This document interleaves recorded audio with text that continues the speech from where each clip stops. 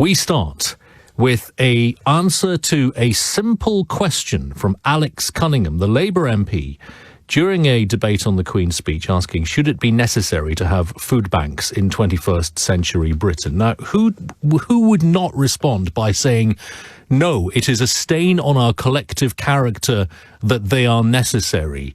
Of course, it should not be necessary for there to be food banks. Of course, people should not have to depend on the kindness of strangers. That would be the answer that would come from anyone doing an even passable impression of a human being, one would hope. But we have to find out exactly what was said in response to that. The question was asked of Lee Anderson, who's the Conservative MP for Ashfield. This was the exchange. But my invitation is to everybody on that side of the house. Come to Ashfield and work with me for a day in my food bank and see the brilliant scheme we've got in place, where when people come now for a food parcel, they have to register for a budgeting course and a cooking course. And what we do at the food bank, we show them how to cook cheap and nutritious meals on a budget. We can make a meal for about 30 pence a day, and this is cooking from scratch. We're glad to give way. The honourable member for giving way. Can you answer me a simple question? Should it be necessary to have food banks in 21st century Britain? I thank the honourable gentleman for his intervention. He makes a great point, and this is exactly my point. So I invite you personally to come to Ashfield, look at our food bank, how it works, and I think you'll see firsthand that there's not this massive use for food banks in this country. We've got generation after generation who cannot cook properly, they can't cook a meal from scratch, they cannot budget. The challenge is there. Come, I'll offer anybody. You sat there with glazed expressions on your faces, looking at me like I've landed from a different planet. Come to Ashfield, come next week, come the week after, come to a real food bank that's making a real difference to people's lives. Yeah, people that can't cook, it's their own fault, they don't know how to cook. They can't get by on 30 pence a day, the feckless idiots. Paraphrasing slightly. 0345 6060 973 is the number. Can you imagine anything more patronising, offensive and out of touch, even from this Conservative government, who find new ways of being all of those things every day? Tell me what you make of the Conservative MP for Ashfield, Lee Anderson, claiming that generation after generation of people cannot budget and there is not this massive use for food banks. Well, there's not much use for grammar either, it seems, as far as he's concerned. But anyway, leaving that aside, let's speak to the specifics of that and the statistics, the idea that there isn't much use of food banks. I don't know whether he meant, when he said there's not this massive use for food banks, whether he meant there's not massive need for food banks or use of food banks. But end-of-year statistics from the Trussell Trust Network, the Trussell Trust Network, I should say, in 2021-22, they distributed over 2.1 million food parcels, which would suggest that there is a massive use for food banks in this country, despite what Lee Anderson said yesterday. 0345 6060 973. What do you make of a Conservative MP saying people cannot budget, they cannot cook properly, shifting the blame onto them for the cost of living crisis, which I think is really more of a cost of living emergency? I was listening to Sheila yesterday, and a lot of people were making the point and drawing the comparison really between where we are now and where we were during the pandemic. The similarity is that we are in an emergency situation. Millions of people find themselves in an emergency situation financially because of the cost of living crisis. And I think, with the greatest of all possible imaginable respect, it is better and would be better for the government and for their backbench acolytes to suggest something other than blaming the people who are at the sharp end of this emergency. Just a thought. 0345 6060 973. Lewis is in Wantage in Oxfordshire. Good morning, Lewis. How you doing? Very well. Literally missed the first bit, so I hope this is relevant. But I was listening. I literally just nipped out and then kind of caught that clip you just played. For me, it's the school goes back to school. Like, if he really believes that we know, as youngsters, I'm 32, so I don't know if I'm that young anymore. but you don't really get taught anything in school, and that's kind of real life, if that makes sense. So if you really truly believe that, that's the sort of thing we need to start changing. Is if people don't know how to cook, let's start teaching kids how to properly cook in school. I don't know, teach them about income and taxes, where it all goes. I just think it would solve some of the problems that we have today, certainly if kids can't cook. Right. Isn't the issue, though, that what you'd need to do is teach them to have more money? Because the reason, at least according to those who operate food banks, in the vast majority of cases, the reason that people use food banks is they don't have enough money coming in. It's not that they can't cook. Exactly. It's not that they can't get by on 30 pence a day. It's that they don't have enough money to come in. And we're also seeing now with the fuel crisis, there are people who can't accept even a gift of a potato from a food bank because they can't afford the energy to cook the damn thing. Yeah, totally agree. And that's exactly, I'm not so political, I'm not very clever enough to have a little comment on that, but yeah, I totally agree. Well, you're a damn sight more clever than Lee Anderson by the sounds of it, much more clever than the Conservative MP who said this nonsense yesterday, I would humbly suggest. Yeah, it's ridiculous what he said. It is. But if he really stands by that, he needs to look a little bit further about the whys. Do you know what I mean? Because it's not just, it's my very first thing that we got taught cooking was make a sandwich. It's ridiculous. But I think a lot of sort of issues that we talk about in here could just kind of go back to school. If people understood more about what happens in the real world and learned more about the real world, they might kind of be able to get on in the real world, Yeah. All right, Lewis, thank you very much for that. 0345 6060 973 is the number. I can't cook. I don't have the faintest idea how to cook or the faintest interest in cooking. But I don't need to use a food bank. Why? Because I've got the money to not have to do so. It's about money. It's about income. It's about people not having enough money in this country.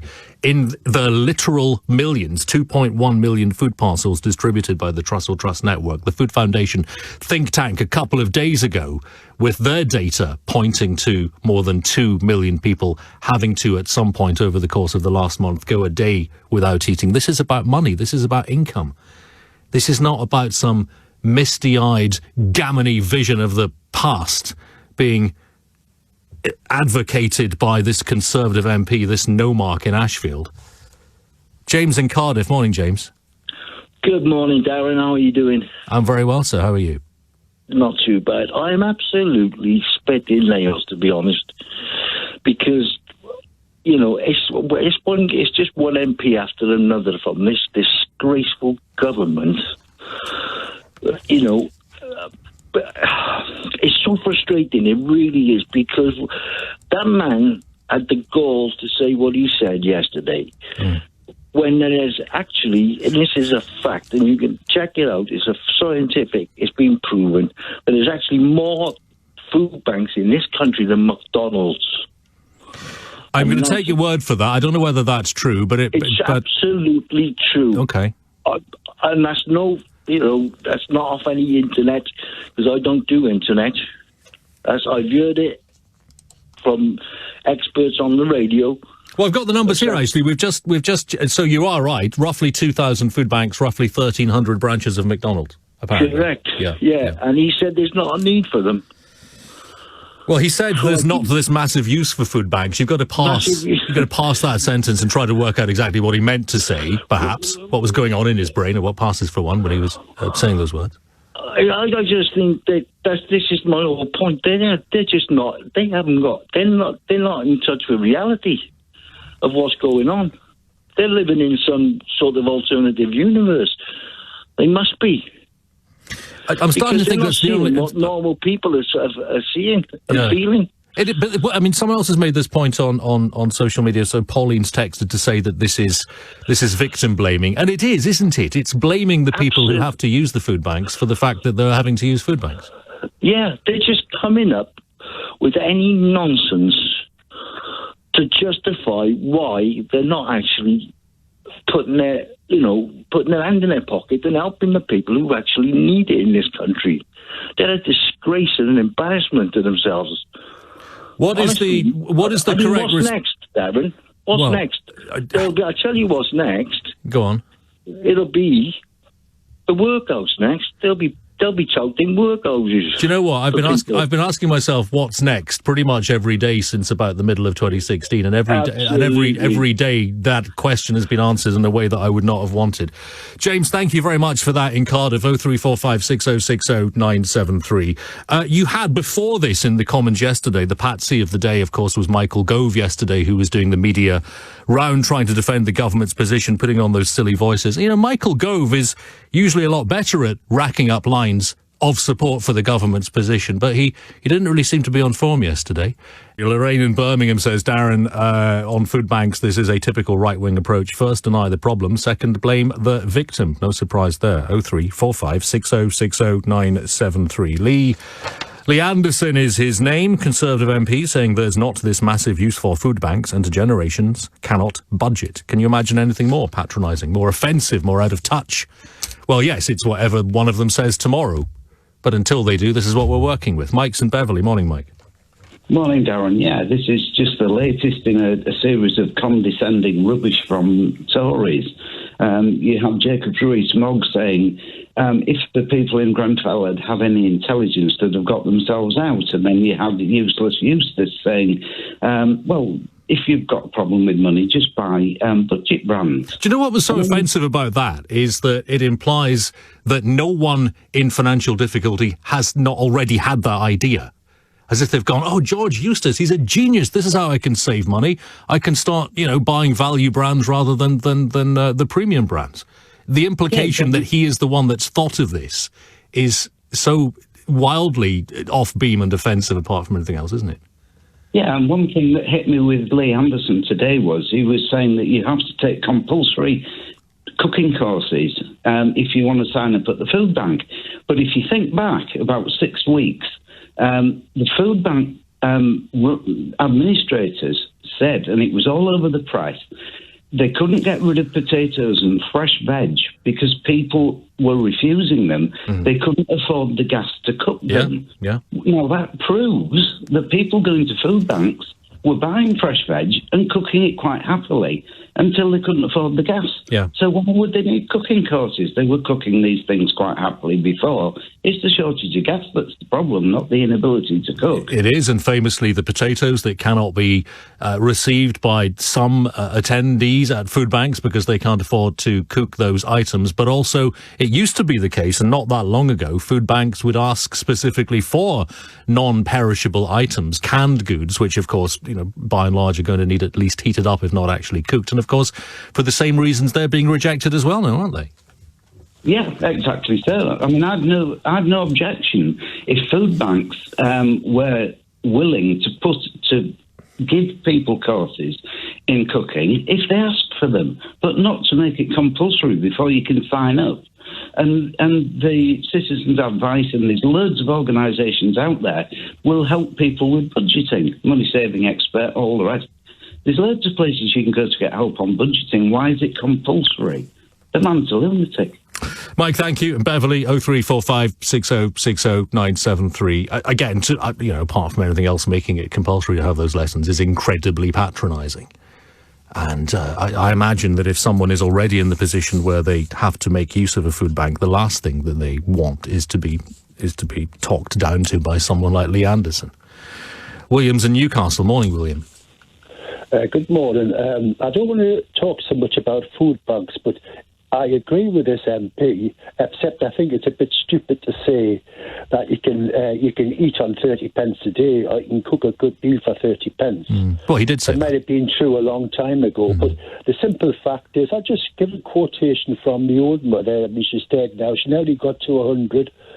But she came in one day, she had been shopping. She says, I feel sorry for the women these days.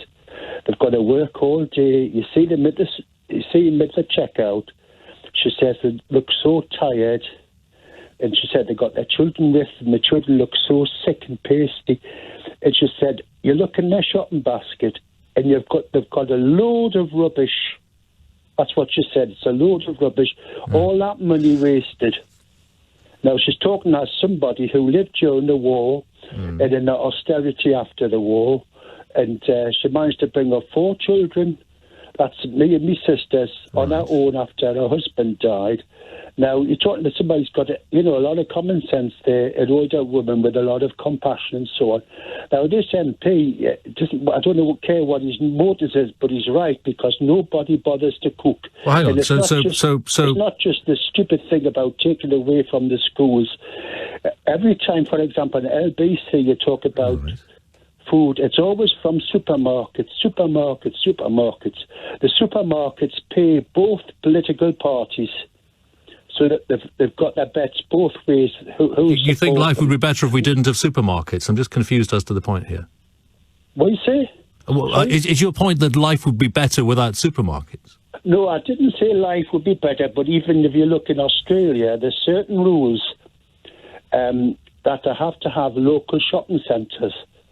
They do have supermarkets, but there's certain rules, and they have to have, at a certain distance, proper old-fashioned markets, That's in Australia, and I think it's some parts of Germany. Right. It's the same. I don't understand that. What is the I spoke to you on this subject. Right. I told you there was such a thing as food deserts. No, absolutely there are. But when you talk about, hang on, William, when you talk about old-fashioned food markets, what is it that you mean by that? Oh, well, I mean the sort that's disappearing all around the country. Gateshead Market's gone. We used to have a half a dozen big markets in Newcastle for food, for fish, for meat, and so on. Now the thing is, forgive me. I don't want to. Forgive me. Why are they better than supermarkets? I don't understand. Well, I'll tell you why. First of all, the price. Secondly, the freshness, right? And thirdly, you're not paying loads and loads to keep these big national firms going, right?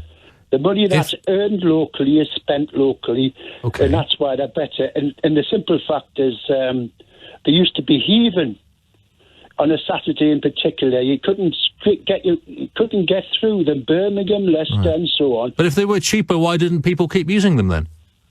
Pardon? If they were cheaper, why didn't people keep using them? Well, I was getting on to tell you that. You can't park near them, for one thing, and people have to use public transport, which is non-existent. But in particular, with food deserts, is where people live in an area where they can't get to a supermarket and they can't get to corner shops and so on, decent price shops. All right. William, thank you. 0345 6060 973. Tony is in Belfast. On this idea, then, of living on 30 pence a day, as Lee Ashfield contends is both desirable and it seems necessary if you want to benefit from the largesse being offered by the food banks in his constituency. Morning, Tony. What do you think? Good morning. Well, number one, a plastic bag over here costs you 35 to 45p. For a plastic bag to put the stuff into. So I don't know where or how he's coming up with that. We must all be eating porridge 5 times a day. Even at that, the stuff wouldn't even be 30p a day. And the only reason that I can think of he's on about that, he must have a time machine somewhere and taking us back to the 1800s. It's preposterous. But I also know why that they're not taking the money off the oil people and all that there. They get a some amount of money from the taxes. You pay VAT on everything. So the amount of money it comes in, you go to a garage, you're paying a load of money on VAT as well.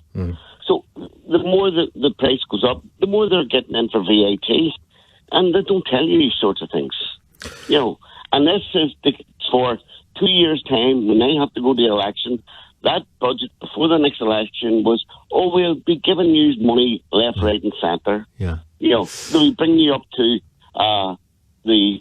But you see, I don't think there is actually going to be... I mean, let's assume that the next election is in 2024. It won't be in December 2024 because that will be exactly 5 years after the last one. That will be a full term. Governments don't go full term unless they are waiting desperately for something to turn up. It's not a sign of confidence. John Major did that in 1992 to 1997. It didn't work, of course. They had the worst results since 1832 in the 1997 election. But I think you're going to have a government that goes maybe after 4 years. So where does that take us? That takes us years, maybe to the start of 2024. If that election takes place at that point, that's about 18 months away from now, maybe 2 years. Do you think that the government is going to be able to offer the kind of handouts that you describe? Is there going to be enough slack in the system to offer bribes to the electorate? Because the way the economy is pointing this year, with inflation forecast at 10.2% by the end of the year, the damage being done by Brexit every single day, it doesn't feel to me as if there's going to be room to offer those bribes. Well, the way they're doing it now is they're building up that war chest for that now. And this is why they are determined not to sort of take the VAT off the likes of petrol, which other countries have done. Down the road, 50 miles down the road from us, they dropped the VAT, and they also put a limit on the price of fuel as well.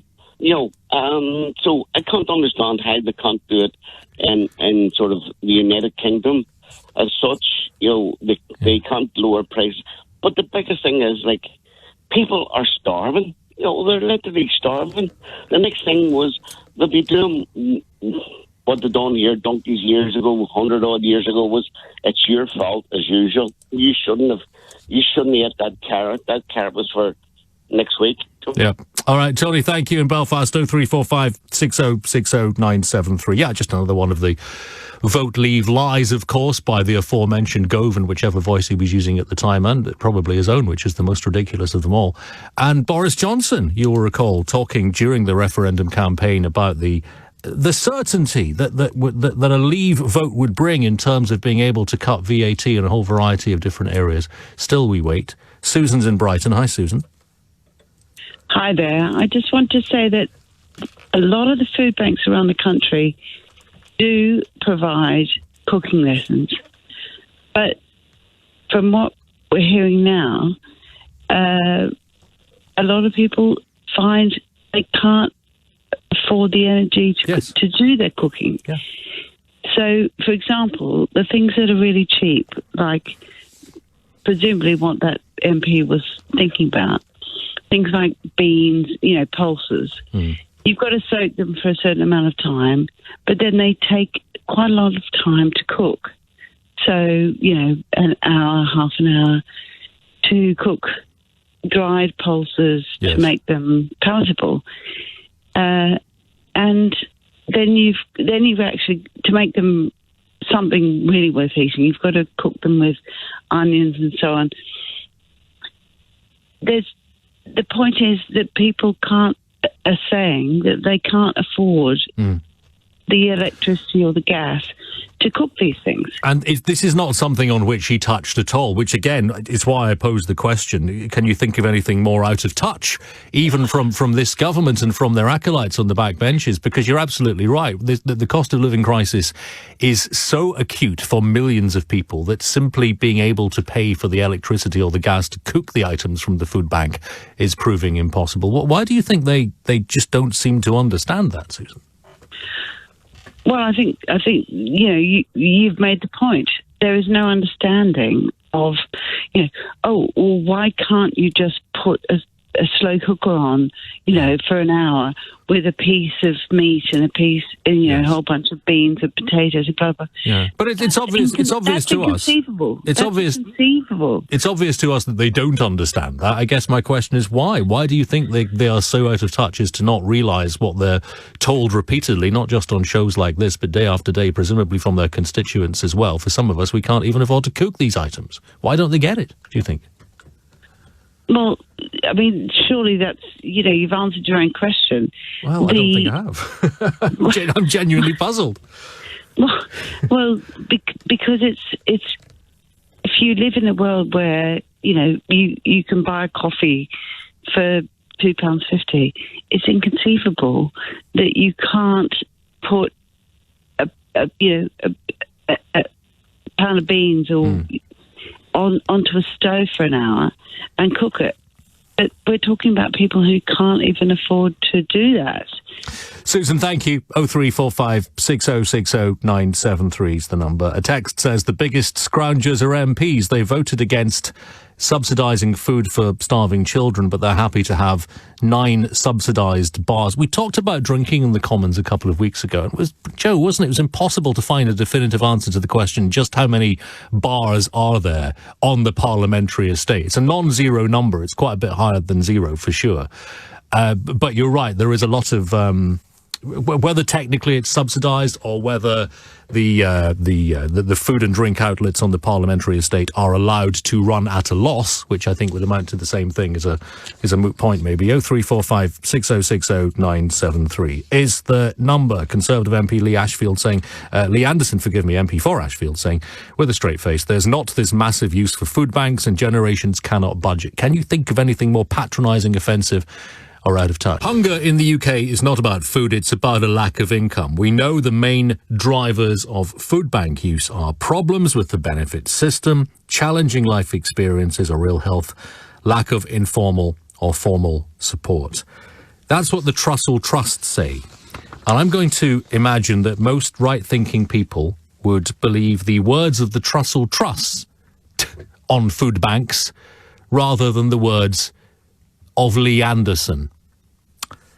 Roger's in Donegal. Morning, Roger. Hi, good morning.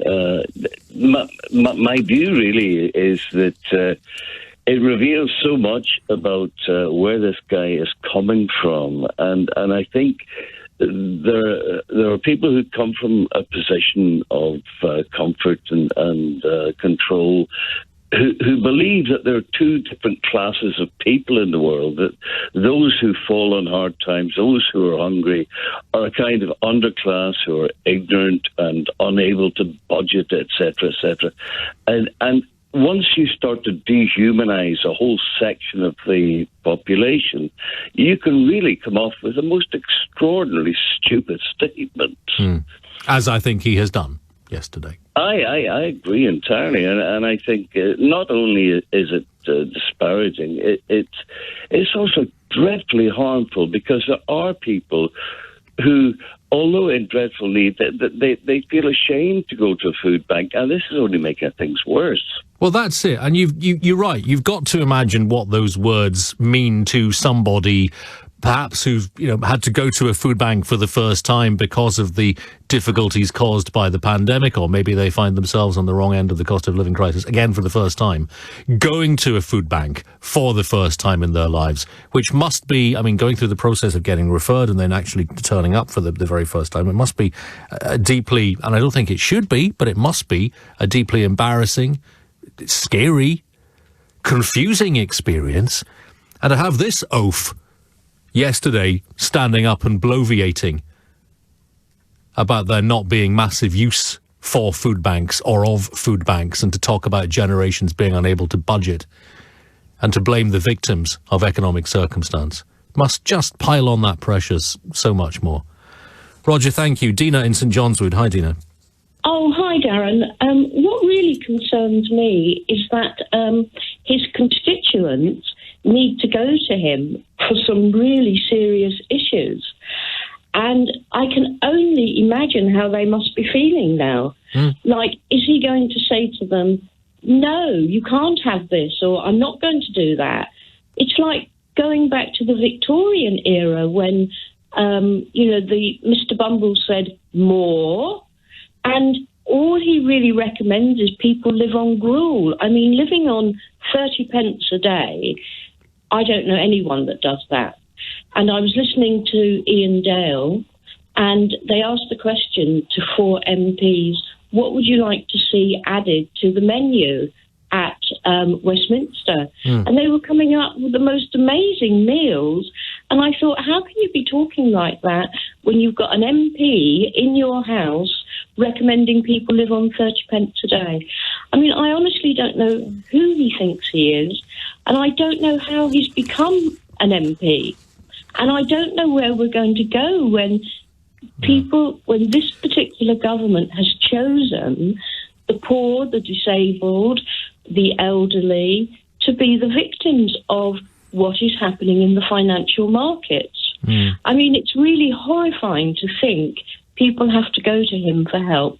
And I believe that when MPs are voted in, they should really be there to solve the problems for their people. It's an interesting question as to how he became an MP. He used to be in the Labour Party.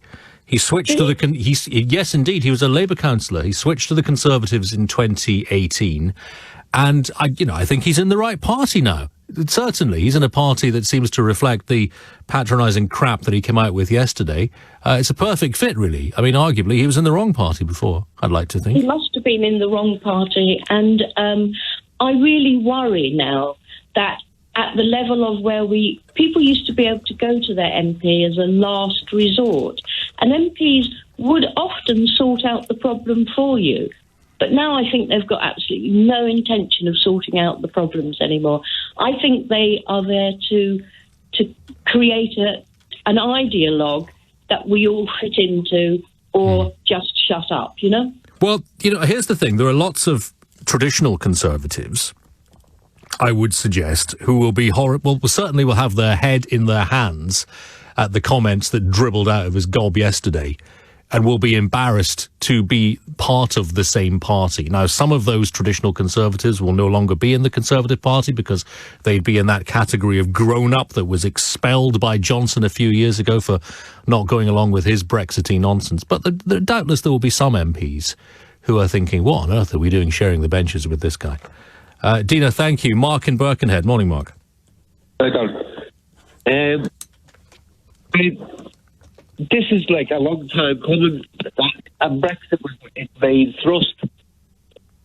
We have the worst benefit payment Europe always did. Mark, sorry, can we clear up Mark's line? Mark, it's a really bad line. I'll get you straight back on in just a second, but we can't quite hear what you're saying there. David in Belfast. Hi, David.